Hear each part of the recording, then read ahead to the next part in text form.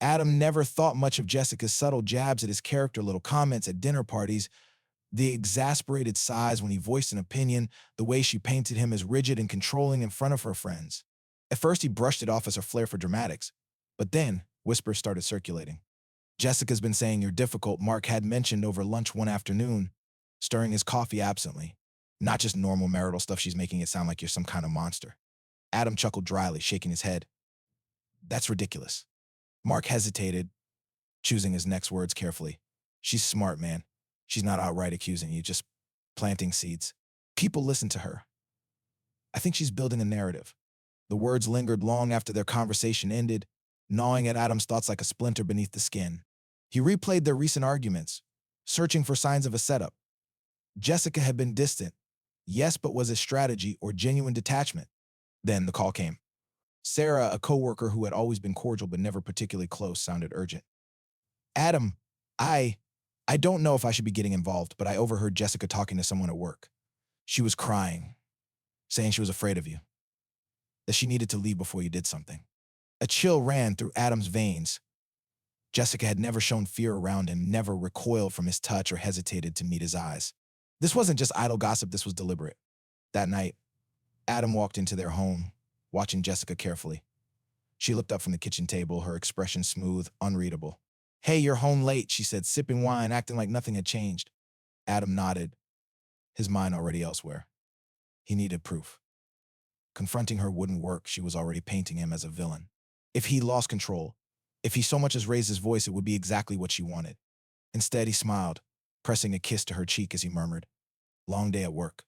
Inside, the storm was already brewing.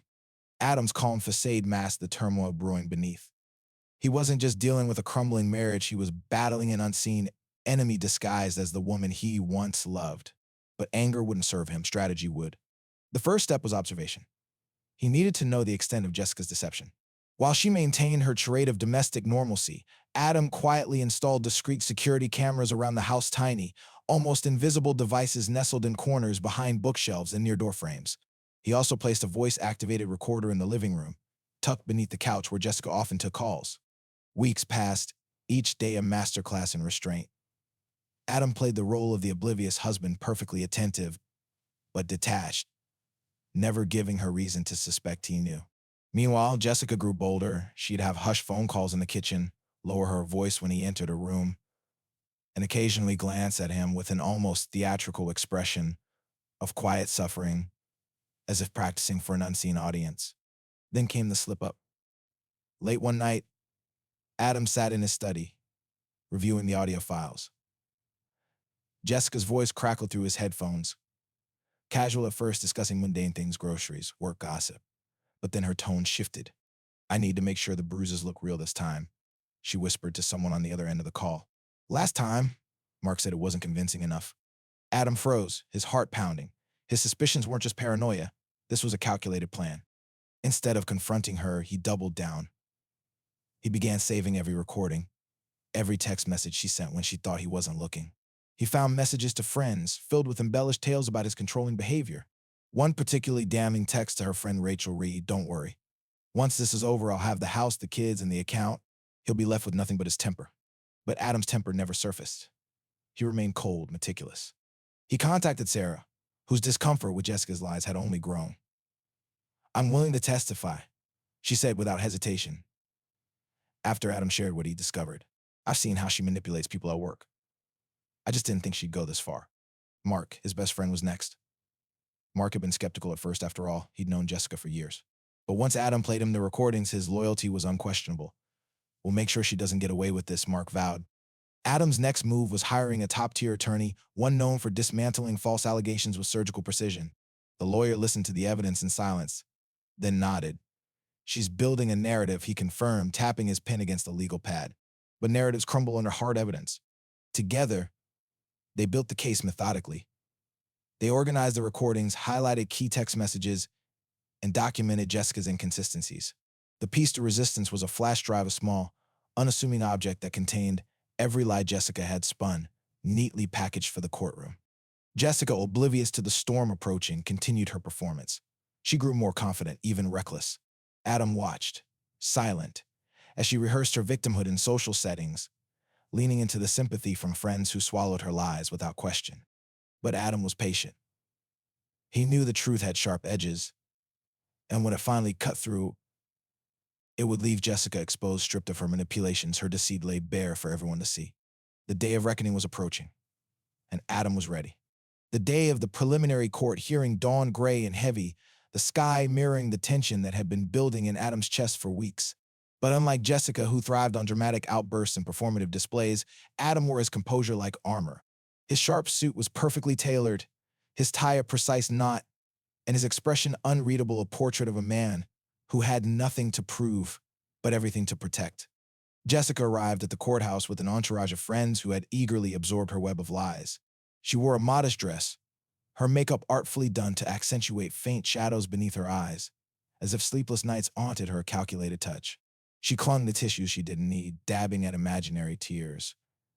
Her attorney, a smug, overconfident man named Carter Briggs, whispered something to her, prompting a delicate nod. Jessica's performance had officially begun. Adam didn't look at her as he entered the courtroom.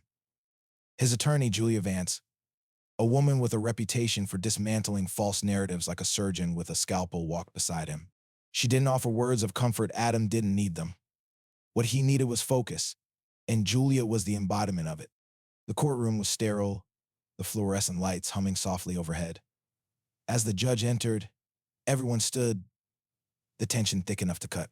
Jessica's attorney launched into his opening statement, painting Adam as a controlling, emotionally abusive husband. He described Jessica as a fragile woman who had endured years of manipulation and fear. The performance was polished, rehearsed exactly what Adam had anticipated. Jessica took the stand first, her voice trembling just enough to seem authentic. She recounted fabricated stories of supposed outbursts, exaggerated incidents where Adam's temper had supposedly left her feeling trapped and terrified. She described nights where she claimed to have cried herself to sleep, bruises she subtly referenced but never explicitly showed. Adam sat silently, his face a mask of indifference. Every word Jessica spoke was another thread she wove into her narrative, but Adam knew how fragile that tapestry was because he had the scissors. When it was Julia's turn, she approached Jessica with calm precision. "Mrs. Harper," Julia began, her voice steady, "you've claimed that Mr. Harper has exhibited controlling behavior over the years. Would you say that's been consistent throughout your marriage?" Jessica nodded quickly, eager to appear credible. "Yes, it's been constant." Julia tilted her head slightly. "Interesting. Because we have here a series of text messages from just last year." She held up printed transcripts, flipping through them deliberately, "where you described your husband as the most supportive man I know. Would you care to explain the discrepancy?" Jessica's smile faltered, but she recovered quickly. I was trying to keep up appearances. You know how it is when you're afraid." Julia nodded thoughtfully, as if the explanation held weight. But then she continued, each question more pointed than the last, peeling back layers of Jessica's story like an onion. Then came the moment Adam had been waiting for. Julia held up a small flash drive, its significance far outweighing its size. "Your Honor, with permission, we'd like to submit audio evidence into the record." The judge gave a curt nod. Julia approached the projector, inserting the flash drive. The courtroom filled with the crisp, undeniable sound of Jessica's voice recorded without her knowledge, casual and unguarded. "It's not like he's actually done anything. But who's going to believe him once I start crying?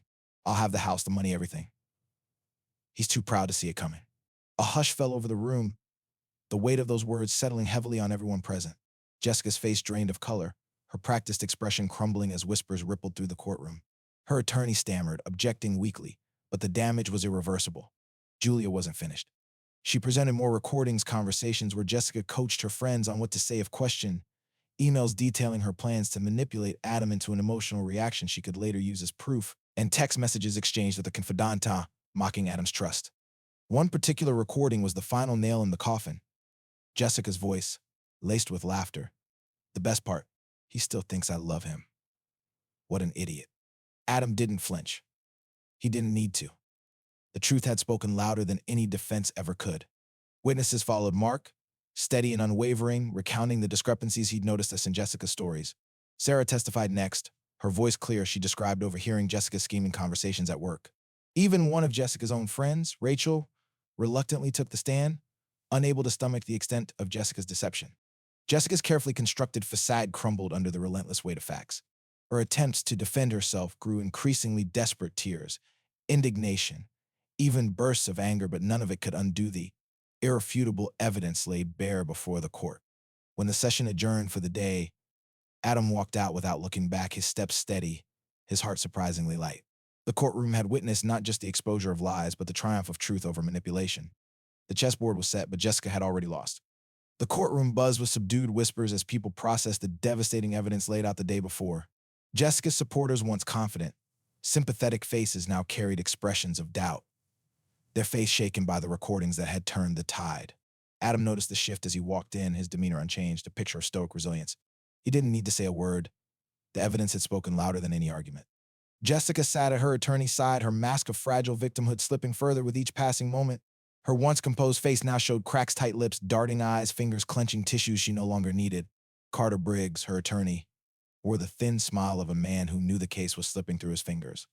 The judge entered, bringing immediate silence. The proceedings resumed, and this time the courtroom's energy had shifted. There was no sympathy left for Jessica, only curiosity about how far her lies would unravel. Carter attempted damage control, trying to spin the recordings as taken out of context.